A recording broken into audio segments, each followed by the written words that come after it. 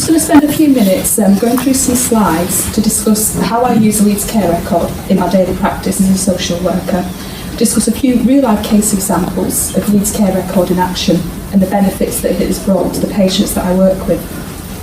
So I started working as a hospital social worker in Leeds 3 years ago and started using Leeds Care Record back in October 2015, and it's really helped me in my role as a hospital social worker. And I use the Leeds Care Record in a number of ways. Firstly, every morning to keep track of where my patients are, because they move wards from time to time. It saves me having to read patient inquiries, so it saves me a lot of time each morning. I also use it to look at when medical tests and scans have been arranged, and it gives me an up-to-date medical snapshot of the patient, enabling me to plan my intervention appropriately and also at the right time. And I also use it to look up past medical history, admissions history, current GP involvement, mental health involvement, community nursing involvement. It just gives me a holistic overview of the person's health journey so far. And this also means that I don't have to go trawling through massive case files. The information is there ready for me to look on the computer system.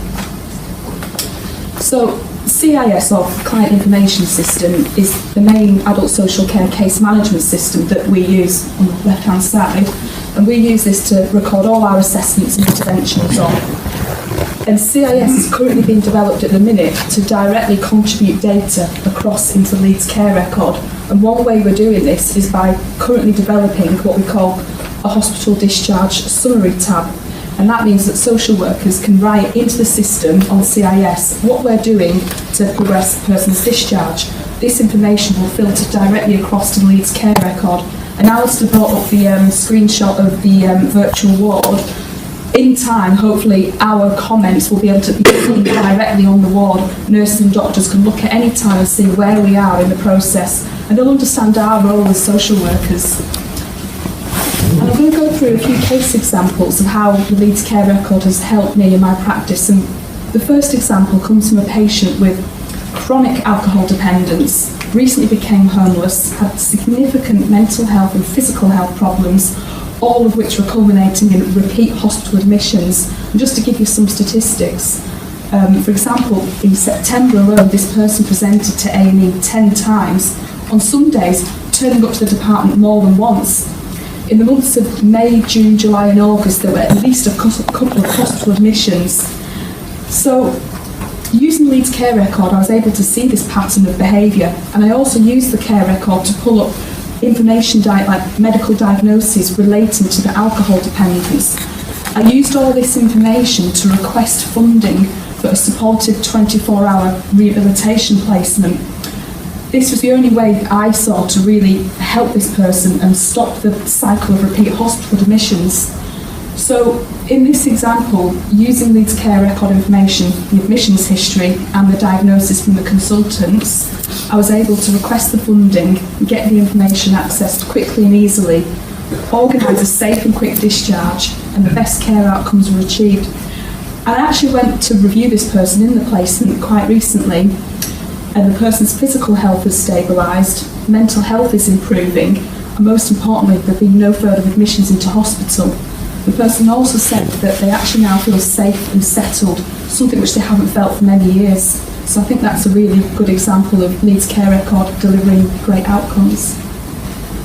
My next case example involves a person with rapidly deteriorating terminal illness.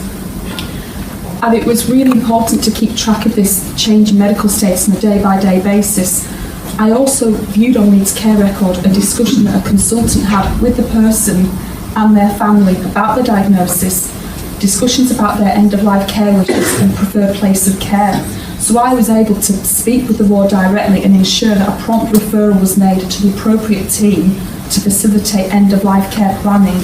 So Leeds Care Record enabled me to deliver a more targeted and timely response to the patient, and most importantly, upholding the person's end-of-life wishes, and this person was able to be discharged home to have their end-of-life care needs met where they wanted. The last example involves a patient who had specialist dietary requirements, needed modified diet, specialist equipment to eat and drink from. This person was actually moving into a nursing home, and he was being reviewed very regularly by the speech and language therapy team, who were making regular recommendations. Unfortunately, the nursing home were really struggling to get in touch with the ward and find this information out. So with me being able to access Leeds Care Record and see directly the speech and language recommendations, I was able to pass that information on quickly to the nursing home. So Leeds Care Record therefore enabled me to share the vital care information needed to deliver safe patient care and also expedited discharge from hospital to the nursing home. And thank you very much for listening, and I'm happy to take any questions that you may have.